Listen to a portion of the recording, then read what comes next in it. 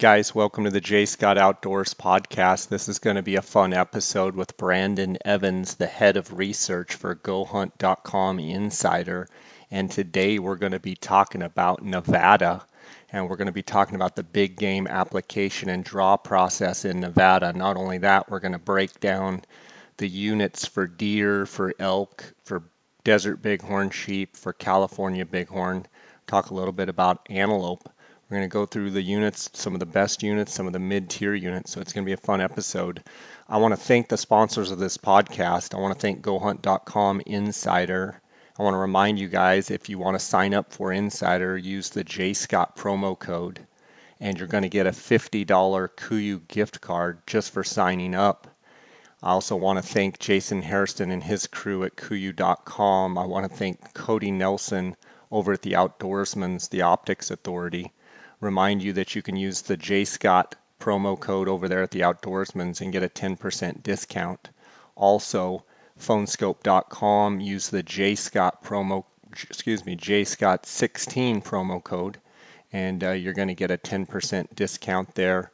Phonescope makes digiscoping devices where you can take any phone and be able to basically adapt it to any optic, spotting scope, or binocular and be taking videos and photos right away. I want to thank you guys, the listeners, just unbelievable loyal support from you guys, and this podcast wouldn't be possible without you. So thank you so much for that. And if you want to send me an email, which I would encourage you to do so, you can at jscottoutdoors@gmail.com. You can follow along our adventures on Instagram at jscottoutdoors, my associate Dar Colburn at Dar Colburn, Facebook JScott Outdoors, my website jscottoutdoors.com. Guys, let's get right to this episode with Brandon Evans. Guys, I wanted to tell you about the KUIU World Tour, where you can get to see the complete KUIU product line and you can try everything on, all sizes and place orders. You can talk with product consultants that can answer any questions that you might have. They're going to be making a big tour across the United States. They're going to be starting May 20th, 2017 in Dixon, California at the KUIU World Headquarters at their garage sale. They're going to be going through Oregon, Washington, Montana, Idaho, Colorado, Nebraska, Missouri, Oklahoma, Texas, Utah, back through Nevada, Arizona, and then finishing California, both in San Diego, Los Angeles, and then Reno, Nevada in November. You can go to KUIU.com/world tour and find out where a city is nearby you, and it's going to be an awesome experience. They're going to have special guests, expert clinics, special deals and discounts.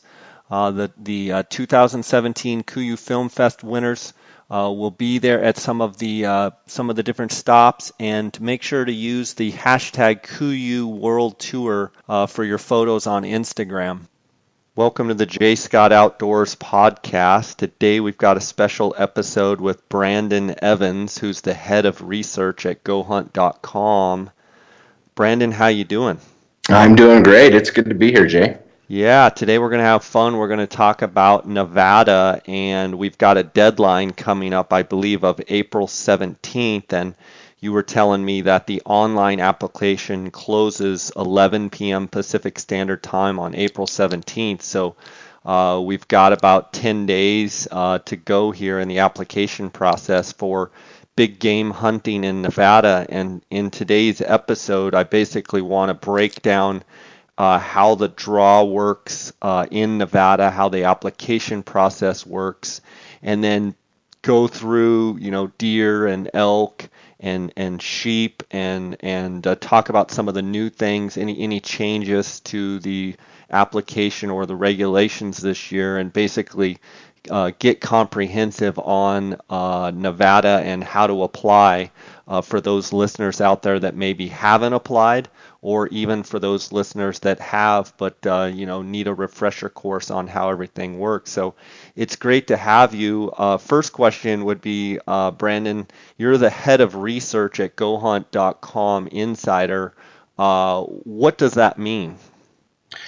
Really, I'm over everything that goes into the insider product here at Go Hunt. So whether it be, just maintaining the site and maintaining all the profiles, or researching new opportunities, new states, new enhancements that we've got planned. I'm kind of the lead over that. I've got a great team of people here that help me with it. I feel like I'm just one of the team members here, but yeah, I kind of control everything insider. The And meat and potatoes of what we are. So.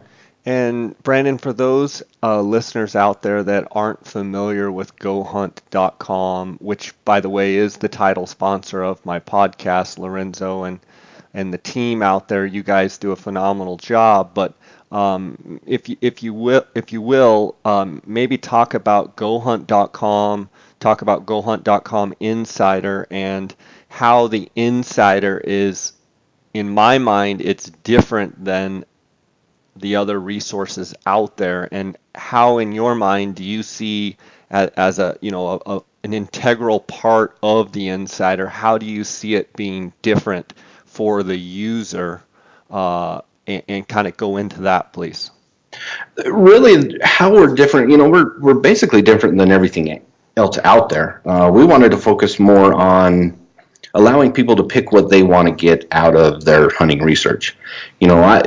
We're so diverse when it comes to hunters. I want to hunt a particular, animal, or I want to hunt a particular terrain. I may not be after the best trophy producing units in each state. I may just want to have a good time and hunt my style of hunting. Hunt with a bow and arrow, hunt, alpine type country, or hunt bugling bulls in the rut every year. I don't need to kill that 400-inch bull. And so what we've done with Insider is really focused on a way to provide everybody to plug in what they want to get out and have it provide those results. And so, for example, a guy that wants to hunt deer in Nevada, he doesn't want to wait 15 or 20 years. He can plug in different criteria. He can plug in trophy potential of a deer that he would be happy with, say, 160 type buck. He could say, I'm willing to hunt with any weapon. Enter in the number of points that he's going to have. Say he has 4 points, 5 points. He can slide a draw odds percentage. That's one unique thing with our Nevada draw odds. We include everyone's first through fifth choice, and we'll get into that a little bit later. But we have accurate draw odds, so he could find hunts that he could draw every 3 or 4 years and hunt the state of Nevada, and he can do that for all those states that we cover. So it really helps people understand how much opportunity there really is in the West to hunt. It's not that you have to wait 2 decades to draw an elk tag in these certain states. There's a ton of opportunity that you can just get out there and hunt.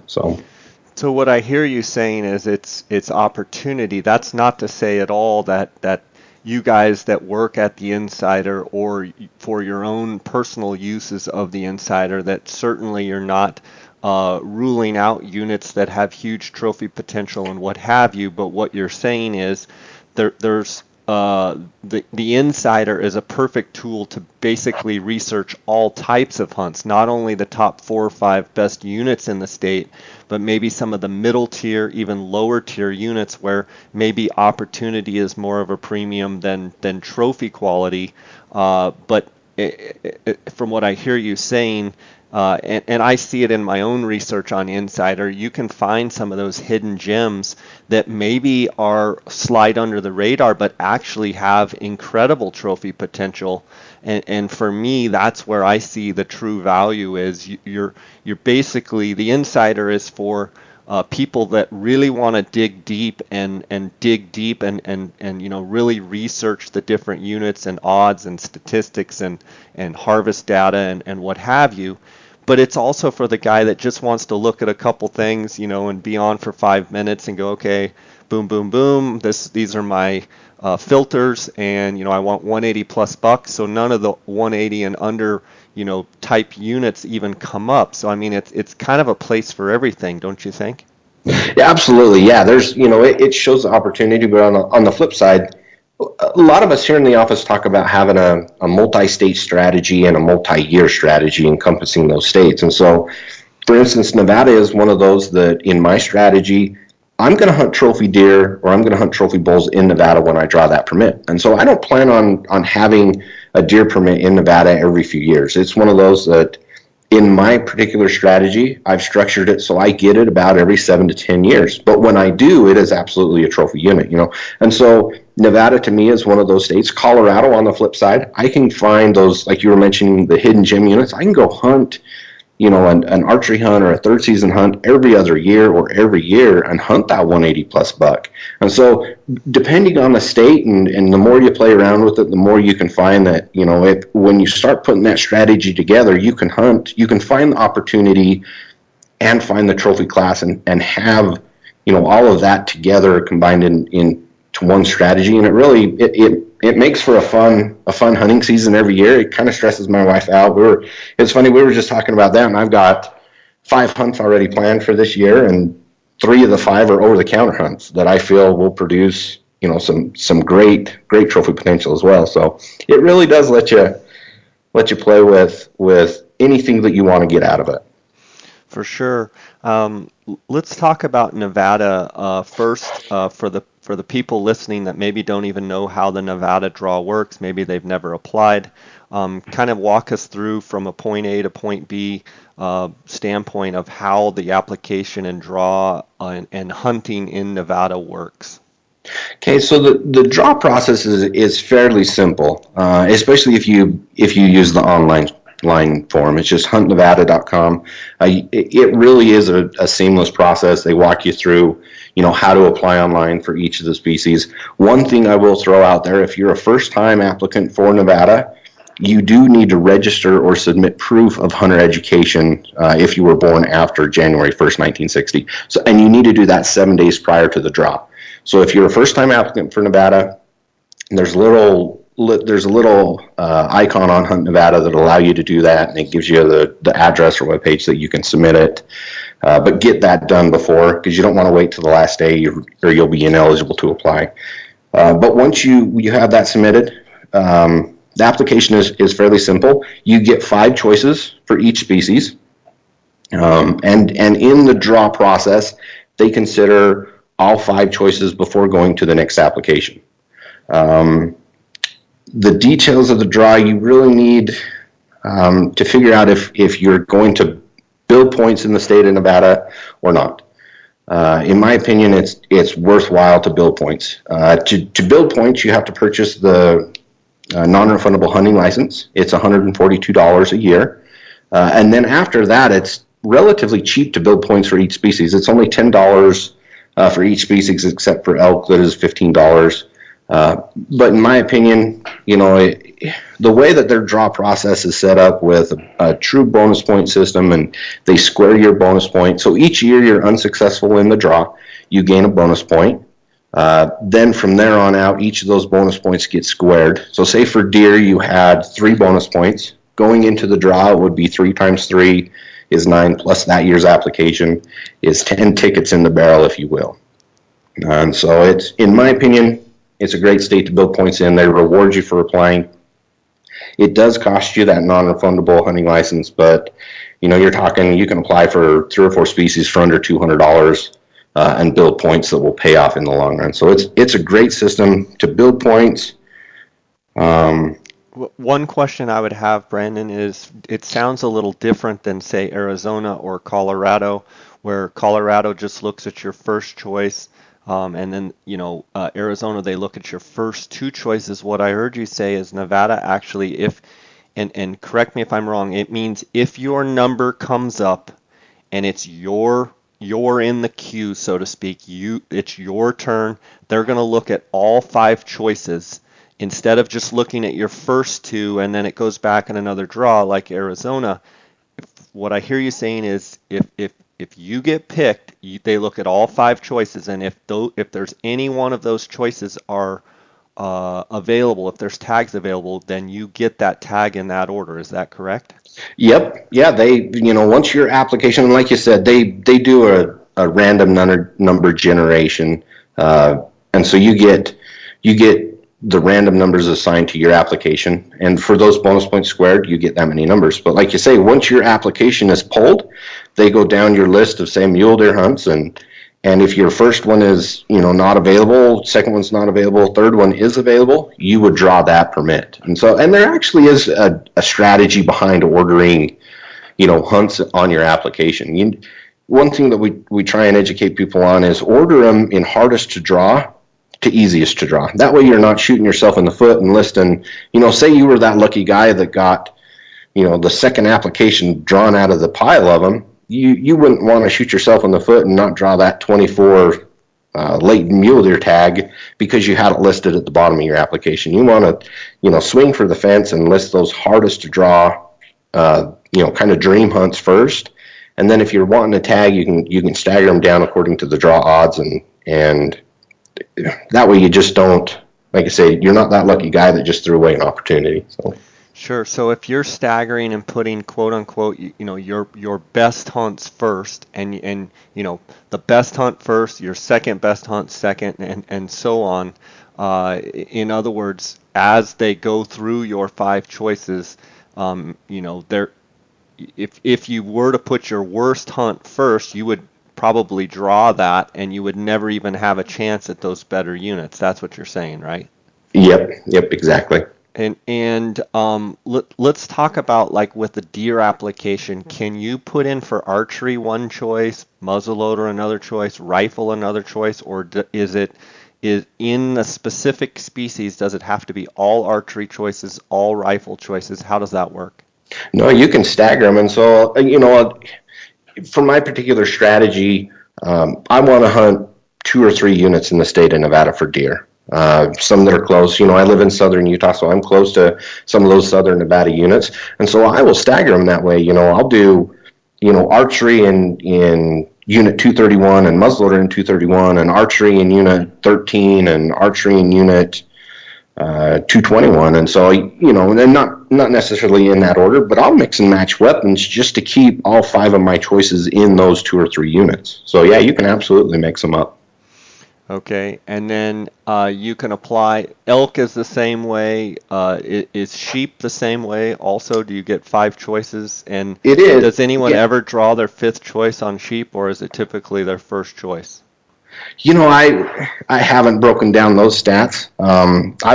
I imagine when we pulled them overall, about 53% of the applications drew their first choice, and so there's got to be some people drawing sheep tags as a 2 through 5th choice. To be honest, it just comes down to you getting that lucky low number attached to your application. But it does make for some very, I don't know, I call them depressing draw odds when I look at, a species like California bighorn sheep that you can apply for. Well, in 2017, you'll be able to apply for four units. And so, you can put all 4 units in on your application for that species. And so, you're basically just swinging for the fence when it comes to a sheep, a California bighorn. Whereas in Nevada, you've got, for desert bighorn sheep, you've got a wide range of units that you can select from as a non-resident. So it gets a little more strategic in desert bighorns than it does in Californians. But, that brings up a question. Can you apply for desert in Nevada, desert sheep? Can you apply for Rocky Mountain bighorn sheep? And can you apply for California bighorn, all 3? Or is your sheep application, you have to mix the species within your 5 choices? No, you can, as a non-resident, you can apply for both. Well, you can apply for Rockies because there's just not a permit available right now. The huntable populations of those just aren't real great right now, so there's not a non-resident tag. Okay, but so in other words, you can apply for 5 desert sheep choices, and then you can have a separate application for the California bighorn and have 4. You said 4 choices there. The 5 choices. Oh, well, yeah. There's only 4 non-resident units. Yep. Okay, that's something I learned right there. I thought you had, you basically drew, put in for sheep, and you had to do desert or California within the 5 choices. You can list them. You can list them both, and it very rarely happens. But I have known some Nevada residents that have drawn both sheep tags in 1 year. So Wow. there was a lady that drew it a couple years ago that, she drew a California tag and a desert tag in the same year. So. Backing up just a little bit, you're talking about the draw. For those going into the draw this year, what are you hearing about the forecast? How has the moisture been? What type of year for this coming fall season do you think Nevada, what's it going to be like this year? I think Nevada's going to have another stellar year. The buzz around the industry right now is kind of the winter kill with the harsh winters that, some of those winter kill states like Colorado, Wyoming have. Nevada's fortunate enough, they really don't have much winter kill, and so anytime you can get a real wet, hard winter, it benefits the state of Nevada. So far, we've had, great spring, great moisture year so far. Hopefully it doesn't dry up and drought out in May, June. But I think Nevada's on track to have an incredible year again as far as moisture. Some of those southern, some of the southern hotspots for mule deer, 24, 23, 13, 221, those have had phenomenal moisture so far. So it's turning into a great year to hunt Nevada.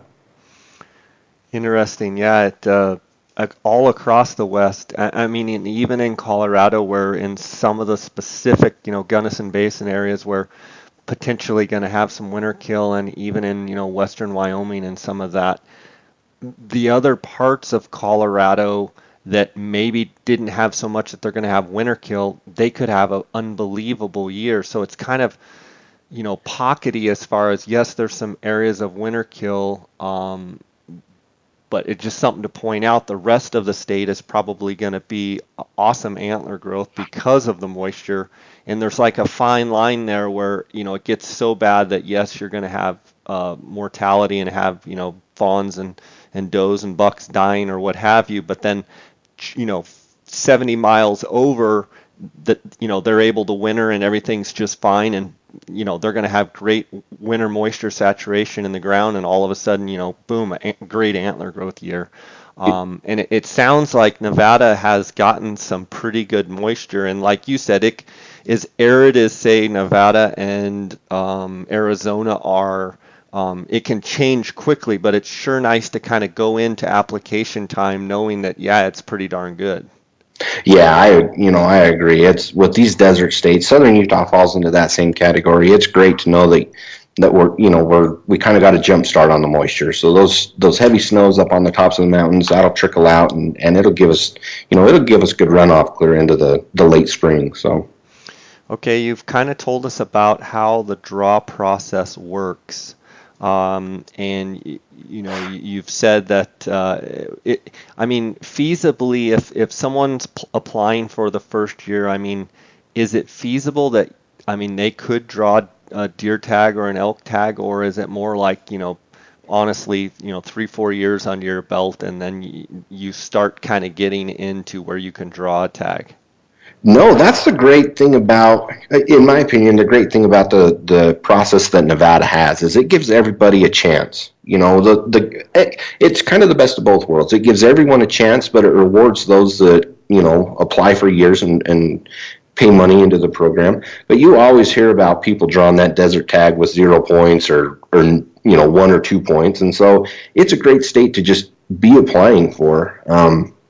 And are there any non-resident or resident quotas, meaning are certain amount of tags, like say in New Mexico or Arizona, where certain amount of tags are set aside for non-residents, certain set of tags are set aside for residents? Is there anything like that in Nevada?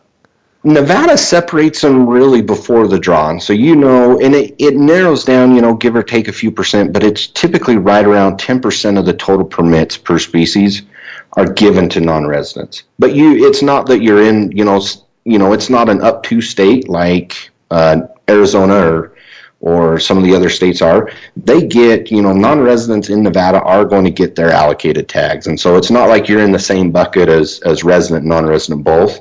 You've kind of got your non-resident bucket and you're applying for those tags, and then the residents have their bucket and they're applying for those tags. So you're going to get X amount of tags every year. Okay, interesting.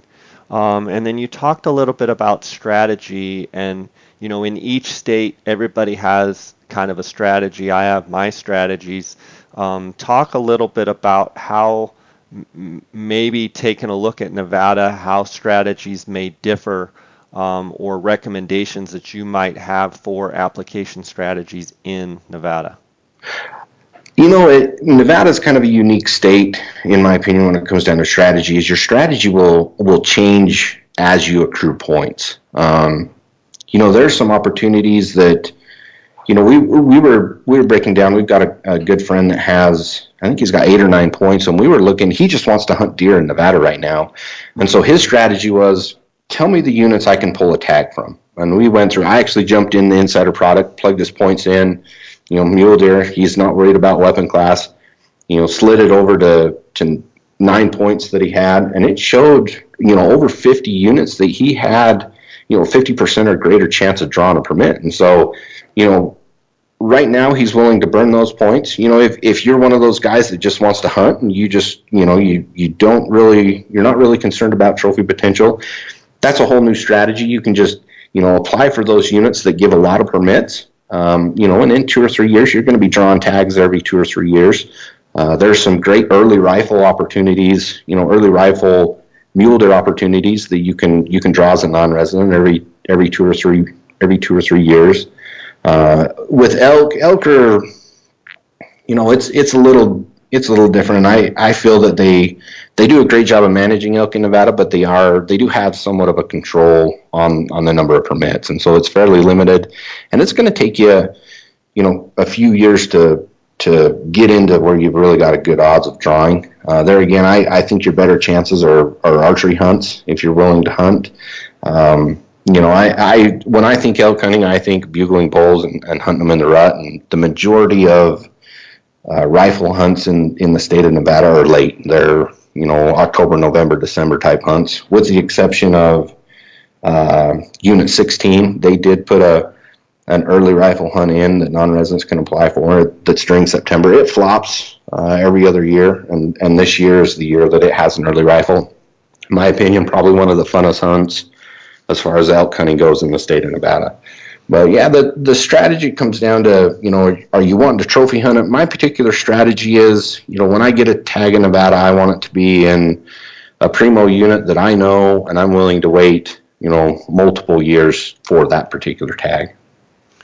Okay, Brandon, let's dive straight into, let's start with mule deer, which I know mule deer are near and dear to your heart. I know you're a mule deer fanatic. Let's go through deer and maybe break down maybe some of the top units, and then maybe give me some of what you would consider, kind of mid-tier units, and talk about each one of them specifically, if you will. Yeah, so it's kind of funny. Nevada's known for Unit 24, which is 241, 242, 231. Those are right there together in the southeast corner of Nevada, just right here along the Utah border, and those are probably my top picks as far as best trophy potential. A close unit in there is 131 through 134. In my opinion, I think that's probably the funnest hunt for mule deer. You can hunt that. The archery hunt in 131, I think, it'd just be a phenomenal hunt. That's one that hits my application. Those would probably be my top picks, along with 22.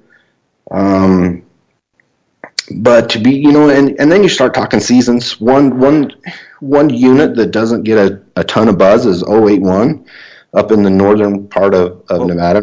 What was it? It's 081. 081. Okay.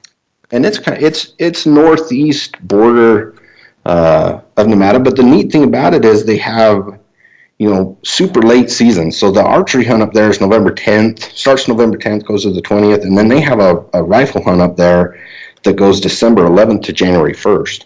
And so you can hunt those winter bucks on the winter range. That archery hunt, you can hunt them during the rut. And I think that's a unit, if you're willing to hunt, in the freezing cold, that's a unit that I think can produce that 180 plus buck every year. Going into kind of those middle units, that's Nevada's kind of unique in the fact that, if you're just after that 170 type buck, 160, 170 type buck, I think you could just, pick some units and go hunt them, and you'll find that deer. They've got such a phenomenal habitat that can hold deer, and then, the division does a good job of managing deer. They don't have any general seasons, they don't have any over-the-counter seasons, and so they're pretty selective on the number of deer they harvest, and they really do a good job. But some of those that I've had a good time in are Unit 1, I call them Unit 16, the 161 through 164. And then I actually enjoy Unit 17 right next door to it. Those are kind of down south out of Austin, Nevada, or north of Tonopah, just kind of in the central part of the state. And one thing I want to ask you, Brandon, and I've heard you say it, you talk about Unit 24, then you talk about Unit 16, and I hear a lot of the locals and a lot of the guys in the know, they're kind of talking slang, and they're saying Unit 24, but in essence, it's really 241, right? Yep. So is it just they're shortening? I never understood why they were calling it 24 when it's really 241, or they're calling it 13 when it's really 131. So when you apply for a tag, Nevada has what they call unit groups. And so when you hear a guy talk about Unit 24, it includes all units that are 241 to 245. Okay. And so they just kind of preface it as saying Unit 24. And Unit 16 would be Unit 161 through Unit 164. And you can hunt, when you draw that permit, you can hunt any one of those units. It really gives you a pretty broad area, to spread out, and it helps with hunting pressure, dissipating in a few of those. So, but yeah, you'll hear me preface them. That's how I kind of grew up knowing them. I don't know. I grew up with, a few Nevada residents that we'd hunt with here and there. And so I know them more as like 16 and 24 as opposed to 241, 242. So. Gotcha. So within that, if you draw Unit 16, you get to hunt 161 through 164. Yep. Okay. And so middle tier units, you're talking Unit 16. You also, I believe, said Unit 17. Yep, and it's like I say, those are kind of right in the center of the state. They can get somewhat remote, if you hunt some of those units, take a couple gas cans and throw an extra spare tire in, because you can get away from some people. So. And is a lot of mule deer hunting in Nevada, pinyon juniper type country, or is it a lot of real like desert? Because I know here in Arizona, we have desert bucks. It's literally like hunting on the desert floor, and then you have, grasslands and pinyon juniper, and then all the way up in, up on the Kaibab where we've got ponderosa pines. And I think that's one thing that's unique about Nevada is the variety of terrain. I'm just curious how, these real popular upper end units, the 24, 241 to 245, the 23, 231. 241, 131, 134, like what type of terrain is that? And then is it any different than this middle tier terrain? Meaning like in Arizona, I would say like the Arizona Strip is like that high desert, but it's not even close to say the desert around Phoenix and West deserts where it's just totally different type of terrain. Yeah, I would say I'd say the most deserty type stuff is going to be Unit 24, and it gets into that. I wouldn't say it's your desert like down around Phoenix and Tucson. It's more of that Arizona Strip type desert where you're going to have a mix of sage, bitter brush, pinyon juniper. And that really is the great thing about Nevada is it is so diverse. You take 231, for example, you can hunt that just barren desert down at the valley floor in 231. There's a huge band of pinyon juniper that you can hunt, and deer, there's resident deer in there, or you can get up on some of the, Mount Wilson, the White Rocks, and you get up into some pines and quakies. And so it's got a huge diversity. Nevada, in my opinion, is probably one of the most diverse states out there. You take the Ruby Mountains, for example, you get up 12,000 feet where the mountain goats live, and you can hunt deer like you would in Colorado up there. And so, and on the flip side, up on the Rubies, in the lower foothills, you could hunt deer in the pinyon juniper during the summertime during the archery hunt. And so there's really a big diversity depending on which mountain range you're in.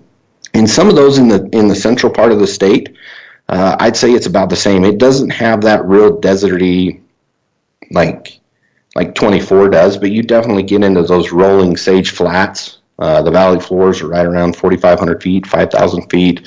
You get that sage flat with a small band of pinyon juniper, and then you get up into the mountain mahogany and pines and some of those mountain ranges that run up in 16 and 17. So. Okay, and then so you've talked about the middle tier units of 16 and 17, and then I hate to say lower tier, but are there just units that you say you could almost draw every year, and here's a handful of units that with a point or two, you could draw pretty much, consistently, that are you're going to see some deer and have chance to kill buck? That's the thing about Nevada is I don't feel like they're just horrible units in Nevada. I think any unit out there, you've got the potential to find that at least 170, 180 type buck. Some of those others, there's some down around Hawthorne, kind of in the crook of Nevada, I would say that, are less popular. I wouldn't really say that the potential is any worse. It's just it's so far away from everything that it doesn't get hunted much. And so if you're willing to dedicate to Nevada and put it as, a top state in your hunting strategy, yeah, there's some units that if you went and explored and figured out, you could hunt those every 2 or 3 years, depending on the different weapon that you'd want to pick. With the rifle hunts, there are a few that you can pick up, I'd say, as a non-resident every 5 years. But when you get into those primitive weapons like archery and muzzleloader, you could definitely go and work and find deer and not really have any hunting pressure just because they're so remote and away from everybody. Gotcha. How do the deer seasons structure as far as archery hunts and then rifle hunts? And I know that a bunch of them are kind of just before the rut. Talk about the different season dates and how those, maybe different strategies of those season dates play into whether it's your first choice or your fifth choice. Yeah, and they've actually made some very small little tweaks this year. And so typically, the archery hunts for deer are going to start around August 10th and run, right around a 30-day season. So they go into September. The muzzleloader hunts are typically in just after that, and then you get into the rifle seasons. And some units have what they call an early rifle. Starts the first part of October, goes to the end of, the latter part of October, and then they have some late seasons that actually get into November a little bit. And you think like Unit 231, for example, they extended the day. The hunt dates, I believe, 2 days, and you wouldn't think that makes a ton of difference, but it'd be surprising in that particular unit when you talk, ending the 28th or 29th and going to the 31st October. That hunt gets better every day that it gets later, and so those extra 2 days could make a big difference. And so a lot of times 22 late ends on November 8th, so you get quite a bit of red activity come the 8th. This year. So, they extended a few of those units just a couple of days, and I think it's gonna produce some incredible deer this year. That's great. Is there a waiting period in Nevada? So if you were to draw a tag, whether you harvest or not, is there any waiting period, or can you immediately go in the next year and apply again for deer? For deer, there's no waiting period. They did change it for antelope and elk this year. For antelope, they changed whether you're successful or not. Once you draw a permit, there's a 3-year waiting period. And then for elk, whether you're successful or not, if you draw a permit, you've got a 7-year waiting period. So. That's interesting. Do you think that will potentially, get some of the point creep and get through some more of the applicants by making that, making that change? Yeah, I do. I think it's a change for the better. In Nevada, it used to be dependent on whether you harvested or not. And so if you drew a bull tag and harvested a tag, they'd make you wait 10 years. And so the guys that harvest, they actually cut some years off, but the guys that didn't harvest, they've added a bunch of years that they have to wait. And I really do think it'll affect the points creep somewhat in a positive way. Okay, good. That's good info. Let's jump over to elk and talk about elk in Nevada and go through like we did, the top tier units and then some of the middle tier units. For elk, the top tier, in my opinion, are going to be.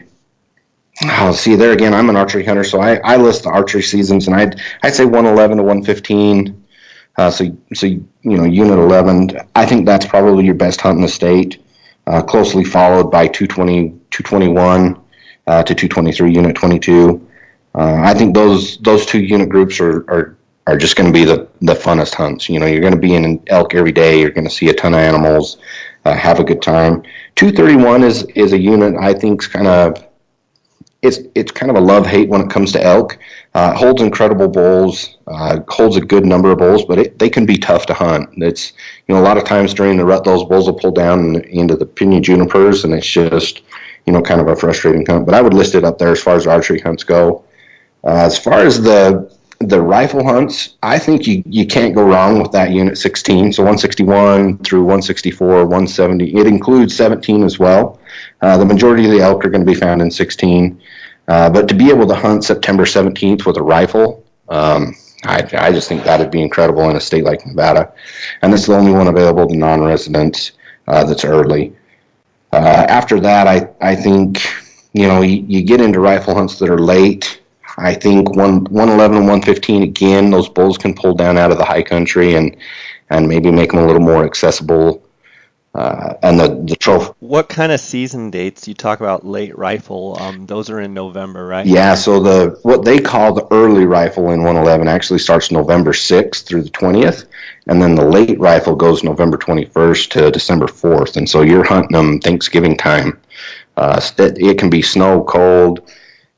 Some of the units, you can run into access issues if you get a snowy winter and you start snow drifts in Nevada like crazy. So just be prepared that way. It can be bitter cold, but you're hunting those bulls post rut. They typically are a little bit more habitual. They're going to be on those burn off south facing slopes and just kind of hunkering down trying to recover from the rut. So it can be a good time to hunt them. Okay, in the archery season, what are the dates for the early season or the bugling season during hunting with the bow? Do they give you premium dates, or is it kind of like Utah where it's the bulls just get going and then the season shuts off? I think they're more like Utah. They start August 25th and go to September 16th. It seems like in the state of Nevada that that first week of September, they're typically getting going in the rut, though. Whereas in Utah, they really don't get cranking until the middle of September. And so I really feel like you do get pretty good rut action with the dates that they have. For some reason that I don't know if it's elevation or temperature, or, a lot of people say it's off a moon phase, but for some reason it seems like Nevada, some of those units, they rut a little bit earlier than Utah does, so. And with decent moisture that we've had in Nevada, if things just kind of hold up, antler growth, elk definitely get affected by moisture. Could be a pretty good year, huh? Yeah, I think it's going to be a great year for bulls in Nevada. The only thing that you've got to keep an eye on is that it's a desert state. They do tend to drought out. And that last phase of the horn growth. But I think this year, with the amount of feed that's going to be available from this spring moisture, and I mean, shoot, we're already into April, and we've had good rains, we've had good snow. I think it's going to be incredible for bulls. Okay. Let's talk about sheep. I know you had talked a little bit about it before, but go through some of the units for sheep and that are available for non-residents. So for sheep, let's dive in. Let's dive into deserts, just because that's where the majority of the opportunity is for non-residents. And in my opinion, I know you'll probably argue with it and say that Arizona is the king for deserts, but I'm really kind of partial to Nevada. They give, there's right around 20 units that you can apply for, and they give out, a lot of non-resident desert bighorn sheep tags. and they produce great, great bighorns. Everybody's going to know about the Muddy Mountains, the Black Mountains, the McCulloughs. They've all produced that mid 170 ram or 180 type ram, and so those would be my top units.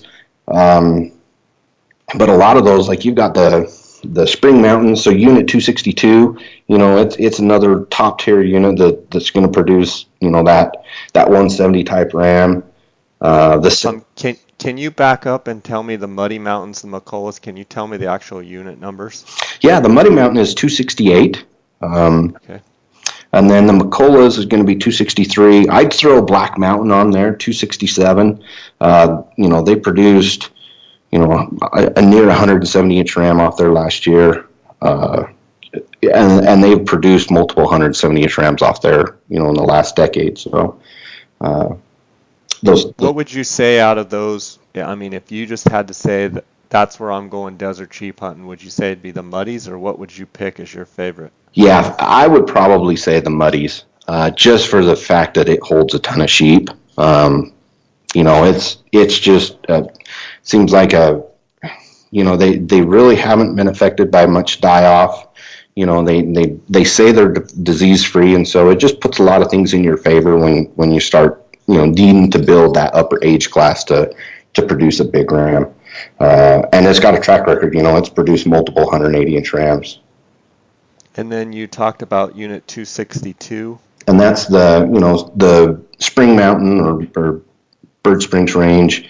It produced a 175-inch ram last year, and I think it's a great unit as well. Okay, and then are there some mid-tier units that you would say maybe the odds and such are better?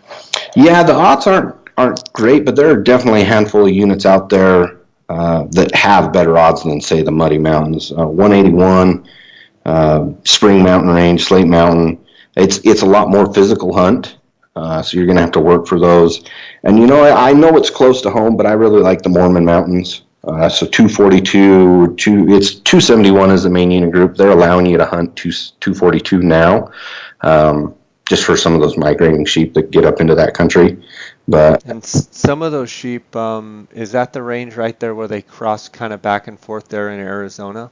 Yeah, so that's the one right there by what they call the gorge. There, that little St. George. Yep. Yeah. And so, like I say, it's close to home, and I've spent some time on there. But I really like that range, and they produce some good rams, in the past from that unit. So.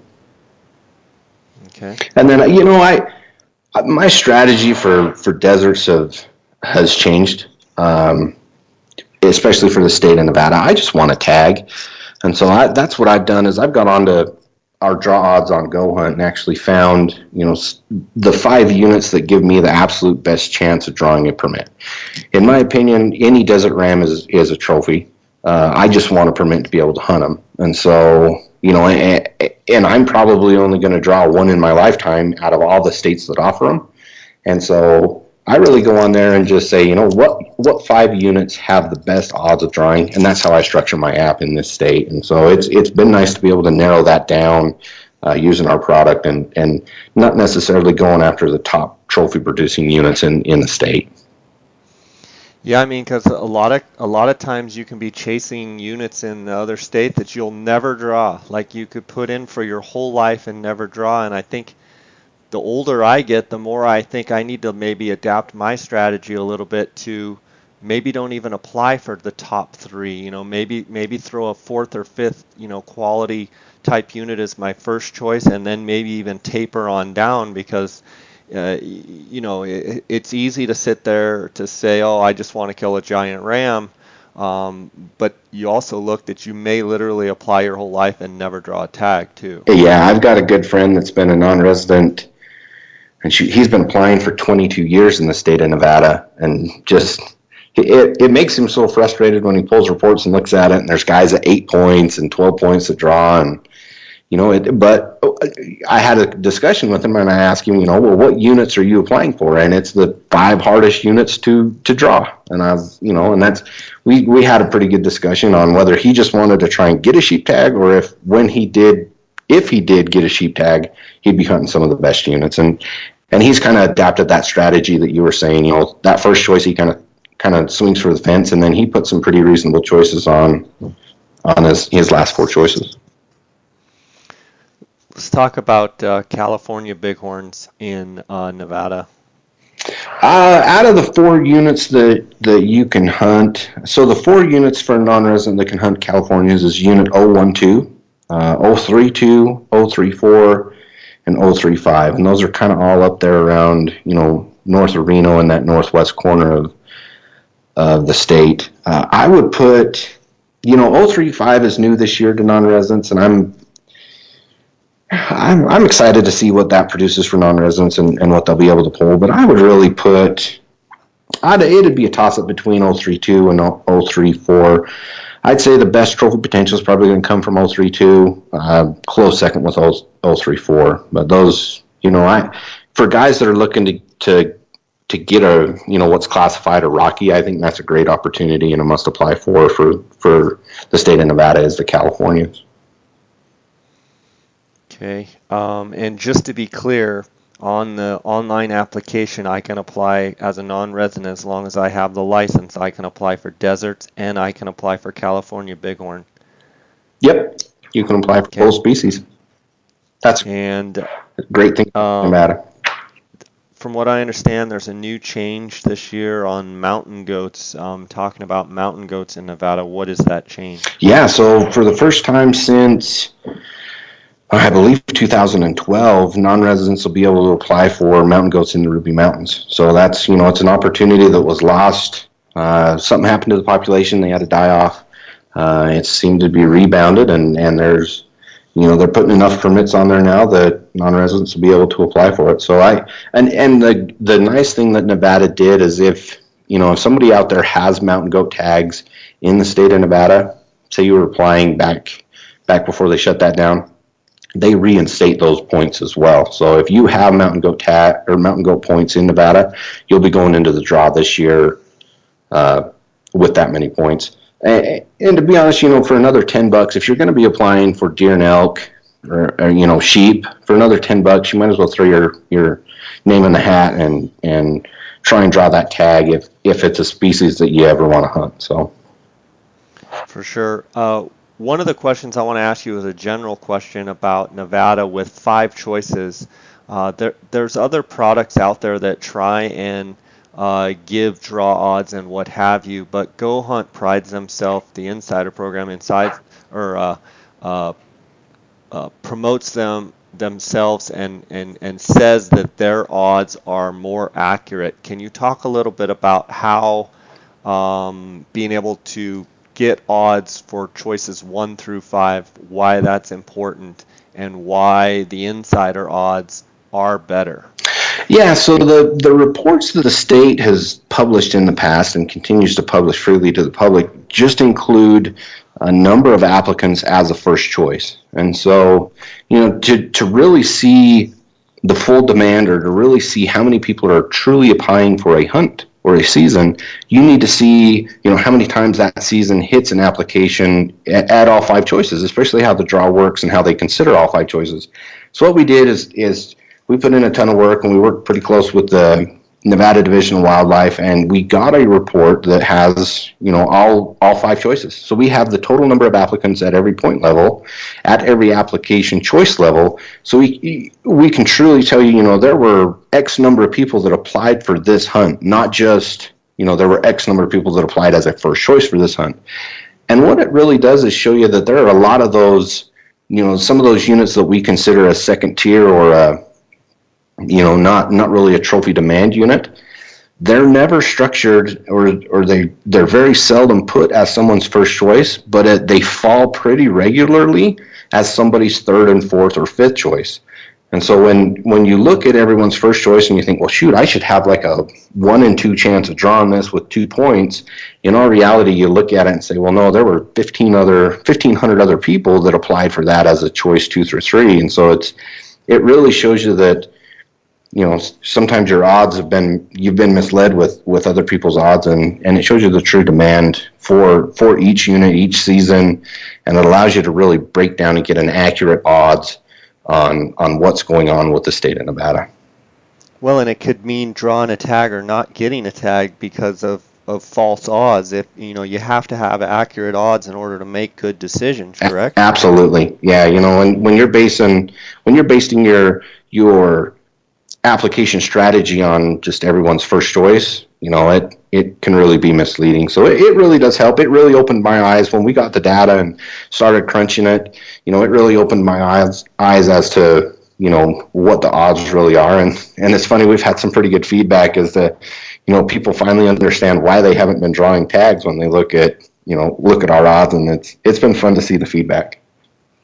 For sure. Let's talk about antelope real fast. What are the opportunities for antelope in Nevada? As far as trophy, I think Nevada is one of the underrated, kind of the hidden gem states when it comes to antelope. They produced, a number of 80-inch goats. They, there again, it's a desert state. That the moisture this year, antelope are packing on horns right now, and so I think they're going to have another stellar year this coming year for antelope. And there's quite a bit of opportunity out there for non-residents. They don't allow you to hunt the muzzleloader season, so you've got the archery or rifle season for non-residents. Typically, that northwest corner has been kind of the hot spot in Nevada for big trophy antelope. But to be honest, a couple of guys here in the office have hunted right around, the central part of the state, and they've harvested 80-inch goats. I'd say every unit in the state has the potential to meet that 75 to 80 if you hunt hard for them. Some of the better units I'd say are 021, 022, 041, 042, 067, 068, in the north central part of the state. Those are just some of the top units that I think, are going to produce the best trophy potential. But I think you'd have a fun hunt, either any route you went in the state of Nevada. I think you'd have a good time hunting antelope. I'm not a huge antelope guy, but the more I'm around people that hunt them, the more I've got the itch to do it. And if you draw one of those early archery tags, they start August 1st, and so you can go hunt. It's typically drier, not get a ton of moisture that time of year, and so you can go hunt water holes and ground blind hunting and different strategies with bow and arrow and do fairly well. So, how shifting gears a little bit here, how was your hunting season last year? I had your personal. I had a great hunt. I had a great season. I cashed in. I spent most of my hunting season in my home state of Utah. I drew a limited entry archery elk tag last year in an area that I grew up in, the central part of the state, and hunted really hard for the entire hunt. I think I spent 20 or 21 days on the unit, and I ended up shooting a big mule deer instead. So, no, it's a tag. It's an archery tag as a resident. I can pretty much draw that deer tag every year. And we found, we were hunting a bull kind of in the low country, pinyon junipers, and my brother actually glassed up a group of bachelor bucks, and two of the bucks in there, we figured it'd break that 190 mark. And so we focused a little harder, and it was early. It was the first week of that archery elk hunt. So the elk weren't bugling. They were still in summer mode, and it was just a tough time for us to get on a bull. And so we actually got into this buck. I bumped him twice that same day. He'd bed. It was just flat, super flat, pinyon juniper with a little bit of mixed oak brush in there. And so we'd try and get in on his bed, and we finally made it work and got an arrow into. He's my best buck to date.